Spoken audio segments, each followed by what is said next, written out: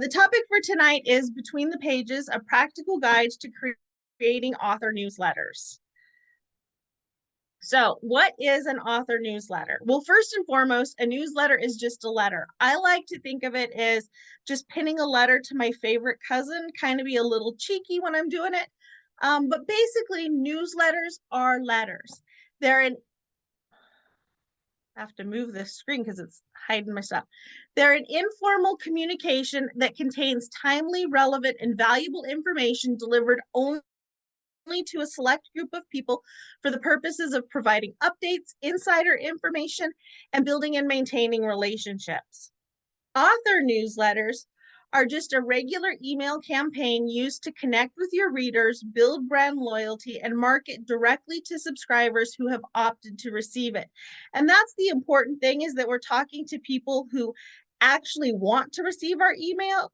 We aren't spamming people who didn't join in the list. And I'm going to talk about how to get subscribers later, but this is only for people who've actually said, yes, please send me a newsletter. Oh. No, Jerry's asking, are newsletters similar to blogs? And they're not. And I'm going to talk about that right now. So, how is a newsletter different from email marketing or a blog? So, blogs focus on evergreen content that's going to be available publicly. So, on my blog, I've got all kinds of things. I have a couple of stuff on banned books. So, I've got book bans recently in Idaho, movies based on banned books. These are things that people can go back to over and over again, and it's always going to be relevant. People are always going to want to know which books were banned in Idaho since 2020, right?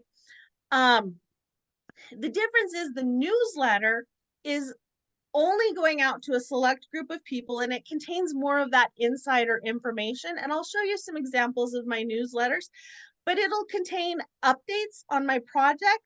So, I'll say, oh, ARCs are here, and show a picture of the books coming with the ARCs, or stuff that's not necessarily going to the blog. I'm not going to put a picture of the ARCs, or, a picture of the inside of something that's been edited. So I'm not going to give those sorts of updates on my blogs. I'm going to focus more on evergreen content. But those are exactly the kind of things that I would put in a newsletter, is project updates. And then email marketing focuses on selling your book using urgent messages and calls to action. And these are mostly transactional in nature. And you can set your newsletter up to also do email marketing. But a lot of it we're going to focus on is stuff that's outside of that transactional information. All right, so why authors need newsletters? 77% of marketers saw an increase in email engagement over the past 12 months. And a lot of that has to do with the pandemic and how most of us have just moved into online mode for just about everything. The percentage of each generation who believes email is the most personal channel to receive communication from brands, and you as an author are a brand, is extremely high across all generations. So you see boomers really like email at 74%. Gen X is not far behind at 62%, and Gen Z still prefers email at 60%. So if you're sending emails, that's exactly how people want it to receive things. One of the nice things about email is that it's there and I can see it when I want to see it. Whereas with social media, you don't always see what you scroll and it's gone. Whereas with your email, you can go back and read later. And I think a lot of people really do appreciate that with email. 59% of people claim that marketing emails have influenced their purchasing decisions. 50% of people buy from marketing emails at least once a month. Okay, so these are already people who are conditioned to buy things through email. One of the huge benefits of having a newsletter is that only 15.8% of all emails go missing or get caught in spam filters. That means you're reaching 85% of your audience. And I like to say that with an email newsletter, you fully control your list. You can reach those readers versus with social media, where only about 10% of your friends or followers are going to see it. So you're missing 90%. So that's why email is huge, is because you can actually get it to the people you want to receive it versus relying on somebody else's algorithm. And then the last thing, return ROI, that's return on investment for email marketing, is a whopping $36 for each $1 spent. I don't know if any of you have tried doing Amazon ads where your return on investment might be like $4 for each dollar spent, or if you've tried doing like Facebook ads where your return on investment is like $1.50 for each dollar spent. So with email, when you send out and say, hey, my new book is going to be published, you're way more likely to have people buy it than you are if you were to do an Amazon ad or a Facebook ad. Okay. So how often to send a newsletter? No more than once a week. My biggest thing with newsletters is that if you're writing a newsletter, you're not writing a novel. So that takes away. So as a writer, I don't want to spend a lot of time writing a newsletter. But at the same time, you don't want to send less than once a quarter. And the reason is if you send newsletters too often, you're going to overwhelm your reader and they're going to start viewing it as spam and they're going to unsubscribe. If you send newsletters too infrequently, they're going to forget that they even subscribed. They're going to be like, why do I need this? And then they'll unsubscribe. So you want to try and hit a sweet spot. A lot of people shoot for monthly. I'm a busy person, so I do quarterly newsletters and I just let everybody know once a quarter, this is what you're getting. So I do a spring, summer, fall edition. The main thing is that whatever you choose, consistency is the key. So when I send mine out, I send it out spring, summer, fall, winter. If you're going to do it monthly, do it that way. If you're going to do it every other month, whatever you choose, you have to be consistent about it so that people know and can expect that your newsletter is coming. So some newsletter basics. Types of newsletters. The first one is a single detailed topic. This one works really, really great for people who write nonfiction because they can give a lot of data on a specific topic that would be relevant to their readers. The other type is what's called a smorgasbord, where you give a whole bunch of information. And I sort of do that where I'll have my main topic, maybe some book reviews, and a little bit about any project updates that I've got going on. That way people have a couple of different things that they can choose to read or not read. The main thing to remember is newsletters are not social media, right? These are not tweets. A newsletter should be long and meaty. I mean, not super long. You want to keep articles between 300 and 500 words. But you want to keep that content value high and frequency low. Because like I said, if you send it out too much, you're going to people are going to feel like spam. The other thing with newsletters is that you should focus on not selling your book. Newsletter subscribers are super fans. Most of them will already have bought your book. I mean, you're definitely going to let them know when you have a new book coming out, and that because these super fans are going to be the people most likely to buy it. But you still need to give them quality information in the months that you are not selling a book. So book reviews, news of the weird, all of those sorts of things. Focus on project updates so that your newsletter readers become emotionally invested in your work. And then I've got some content ideas here. So author related information, any update about your work and project or your book. If you want to do freebies and giveaways, you say it's Mother's Day, or if you have a book about grandparents and it's Grandparents' Day coming up, those sorts of things. Random bits of fun. I know some people just like to send out news of the weird. Any sort of reader engagement. I know in one of my newsletters, a friend of mine sent me a picture of a truck on a very large rock, and I have no idea how the truck got there. And so I just sent the picture out in the newsletter, and I was like, give me a 50-word story on how this happened, and winner will be featured in the next newsletter. So that sort of reader engagement, because then they're replying back to you and you get to see how they thought the truck ended up on the rock. And then writing community updates. I have more content ideas available on my website, and I will make that that link available at the end of the presentation. So does anyone have questions so far?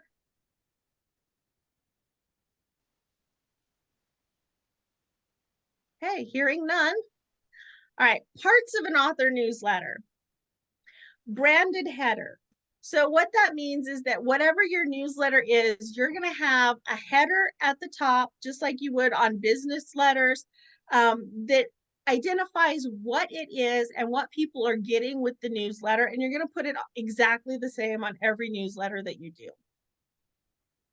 The second one is the body of the newsletter. That's where you're going to put all of your information, book reviews, whatever it is, the meaty story part of your newsletter.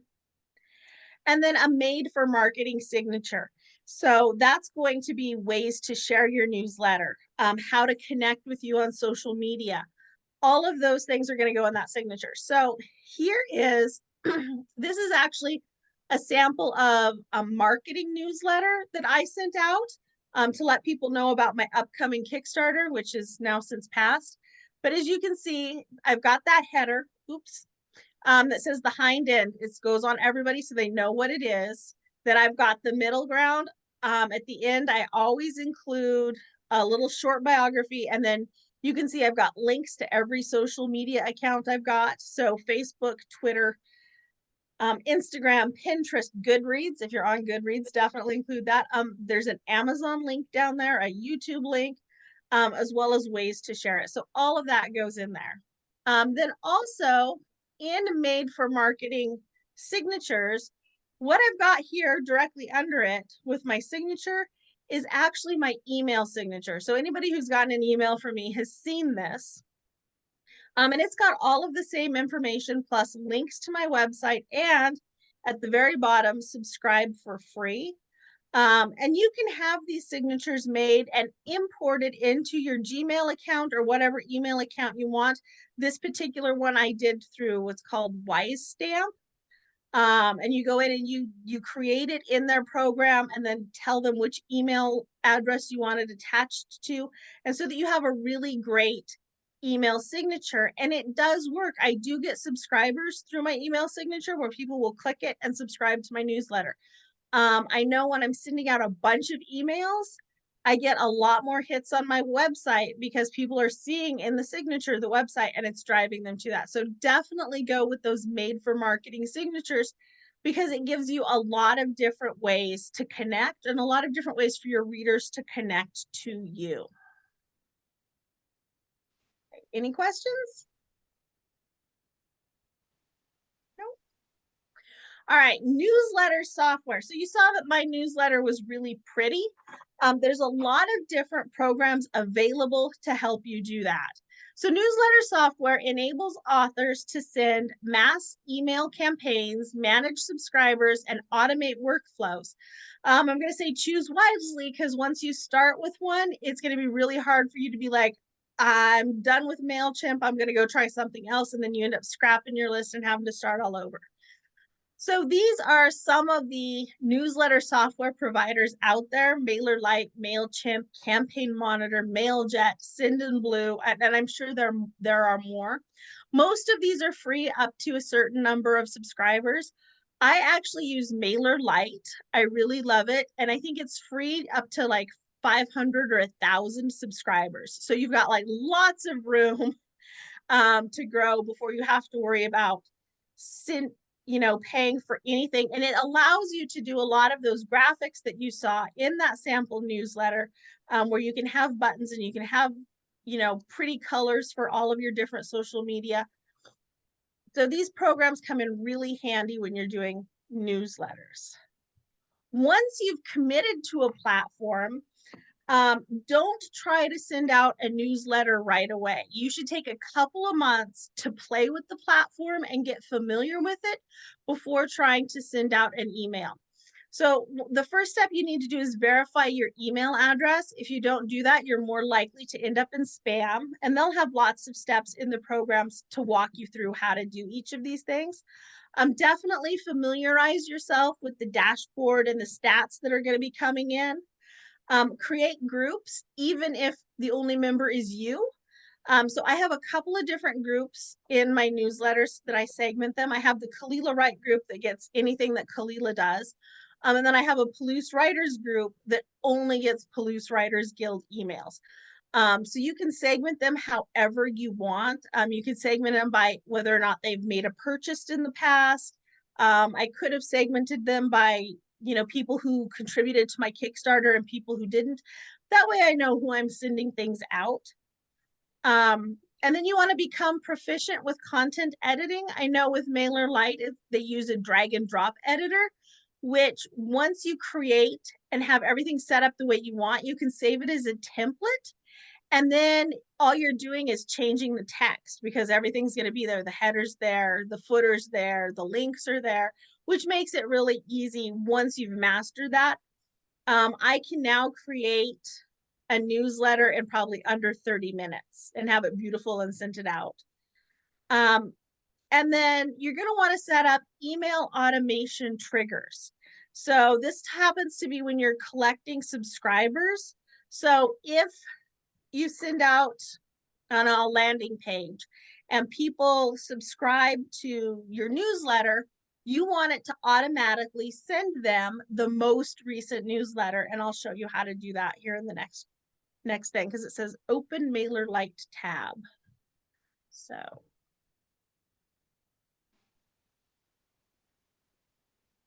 this is my MailerLite tab. And this is the old one. I'm in the process of migrating to the new one. So if I go into campaigns, it shows you every newsletter that I've sent out since I started doing newsletters, which is all really. We can just see your PowerPoint. Oh, you can only see the PowerPoint. You may have to stop sharing and share again.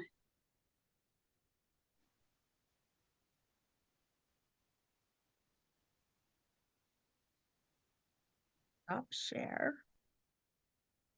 Share screen.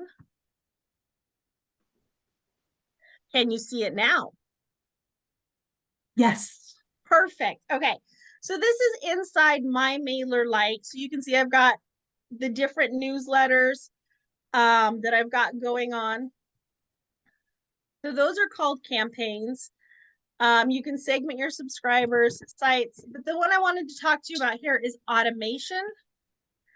So if I go into automation and it says that the summer 2023 is active, basically that means when somebody signs up for the newsletter, it's automatically going to send them the summer 2023. Before it was the spring one and I just turned it off when I did the summer one. In the new MailerLite, that you can actually do multiple step automation. And so this is one where I collected newsletter signatures. People signed up at the farmer's market because I was out in front of Book People. It says it's inactive now, but let's just go in. And I set it up to do a two-step automation, which means that when I added them to the group, they'd get this welcome aboard email. And then I had it wait 2 days, and then they would get the summer 2023 newsletter. So you can do all sorts of things. And then when people sign up, you don't have to do anything. It just happens automatically. So if I go into my dashboard, here's my subscriber growth. And so far in August, I've had 2 new subscribers. They've already gotten those. I didn't have to do anything because it was all set up that when they would subscribe, they'd automatically get this. Same thing for July. I got 4. I didn't even have to think about it. That's why I love the automations, is because it just happens without me having to thinking about it. And then, when October rolls around and I'm ready to send out the fall newsletter, I just turn this automation off, send out the fall newsletter, and then set up a new automation so that people will automatically get the fall one, because that will be the most recent one when I subscribe. So does that make sense to everybody? Really nicely done. Thanks. Oh, Thank you. Do you guys have any questions before I move on in the presentation? No, okay. So.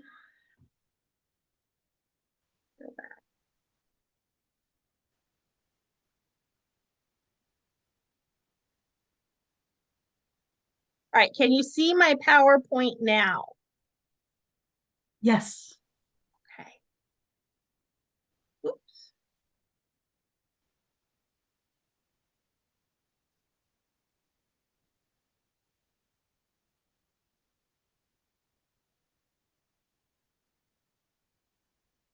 All right, so I've talked about collecting subscribers. There's a bunch of different ways to do that. The first one is what's called a direct ask, and that is asking someone specifically to sign up to your newsletter. This may include asking subscribers to sign up at events like I did in front of Book People a couple weeks ago, or at Palouse Writers Fest with Books and Brews. Like anytime you're at an event, just put out a clipboard and ask people if they want to sign up for your newsletter.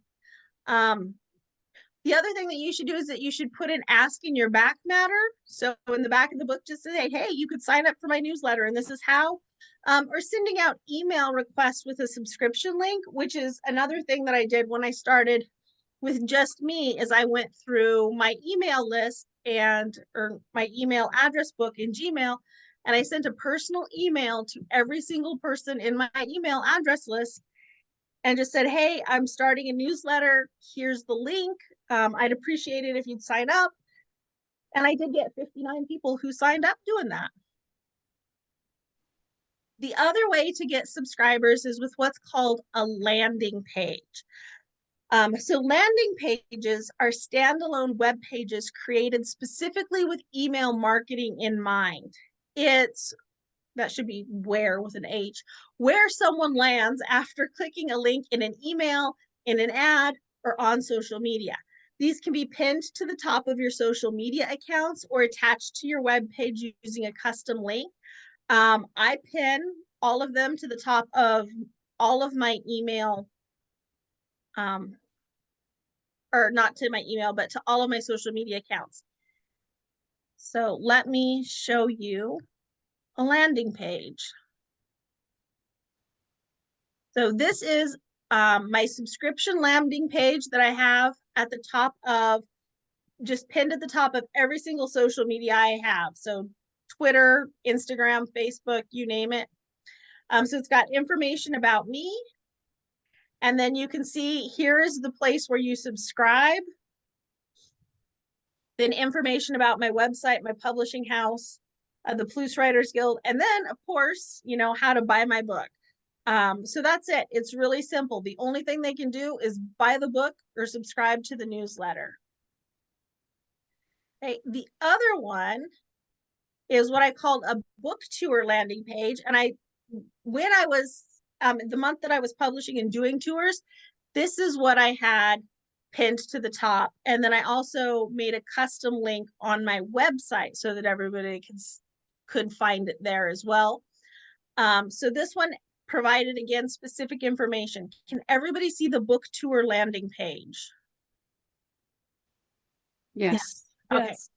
So these you create in MailerLite. You can see they're very simple web pages. You can provide links to buy the book, wherever you want to buy the book.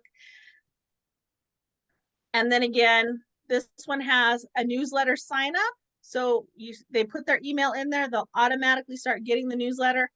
And then I also included sample newsletters so that they could see what sort of newsletter they were getting. Because a lot of people are afraid that when you sign up for a newsletter, that all you're going to do is send them buy my book over and over and over again, when really you need to be providing different content. So I've got everything from International Shakespeare Day to Mad Hatter Day, all sorts of topics, and enjoy the journey. So those are my two landing pages. And they were actually very easy to create in MailerLite.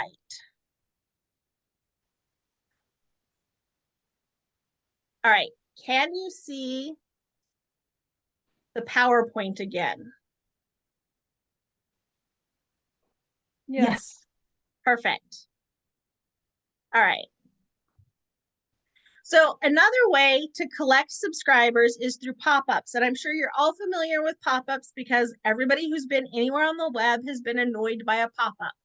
So pop-ups are advertisements that appear automatically when someone lands on a website. They can be programmed to appear after a specific amount of time has elapsed or limited to only appearing during specific time frames. So this is the pop-up that I have on my webpage. Again, I made this in MailerLite, and then I just copied and pasted the code onto my website to create this pop-up.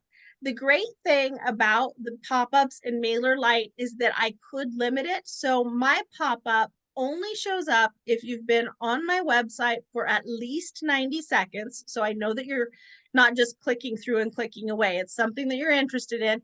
And then I have it set to show up no more than either once a week or once a month, because I know people do get annoyed with pop-ups. You don't want to see this thing every time you go to the website.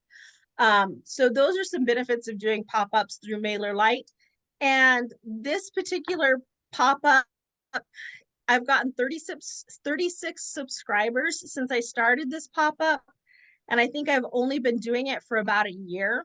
So, I mean, I'm not bringing in millions of people, but every new subscriber is great when you're an unknown author.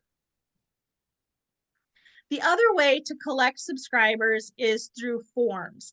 And so an embed form is a form embedded directly into your website for the purpose of gathering emails and adding them to your newsletter. These come in either subscription forms or as lead magnets. So subscription forms are just like what they say, like subscribe to this newsletter. A lead magnet is something where you're going to give them something value in exchange for that email address. So if they want what you have, they have to give you the email address first, and then you'll give them what they want. So these forms are created in your email service, which for me is MailerLite. Then I just copy and paste that code directly into my website where I want the form to appear as part of my web page. So this is my subscription form. So if you go to my About page, this is what you'll see. You do not need to know code to do this. MailerLite, when you build the subscription form, it creates all of the code for you. And then what I do on my website, because I use WordPress, is I will just go in and then copy and paste it straight into WordPress, and it comes out beautiful. Okay. And then these are my lead magnets. So because my main area of expertise is economics and marketing and business, that's where I put my lead magnets. So I have a book marketing checklist in one of my blog posts. You enter your email address. It gets added to my newsletter. And then in exchange, they get a link to Google Drive where they can download a book marketing checklist. Same thing with the other one, they'll get a link for a Google Drive where they can go in and download an Excel spreadsheet for budgeting. I'm not sure if it's Excel or PDF at this point, but there are ways that you can set that up. And again, it's all explained. There's lots of how-tos in MailerLite, so you can put these up, and then you do get, people will give you email addresses in exchange for these. Other things that you can do for lead magnets, if you're primarily a fiction writer, is that you could have bonus chapters. So if you have a chapter that got cut from a book, that would be a great lead magnet for those super fans. Like, give me your email and I'll give you this extra chapter. If you write sci-fi and fantasy and you have a map or, other things, those can be used as lead magnets. A lot of times people will give you that email in exchange for something else. All right. So for more information, I did a author newsletter blog post, and this is the address, www.kalilah-wright.com/author newsletters. And if you go there, it's going to have all of the information on newsletter content and content ideas, and also the information on how to create those beautiful marketing signatures there. So with that, do you guys have any questions?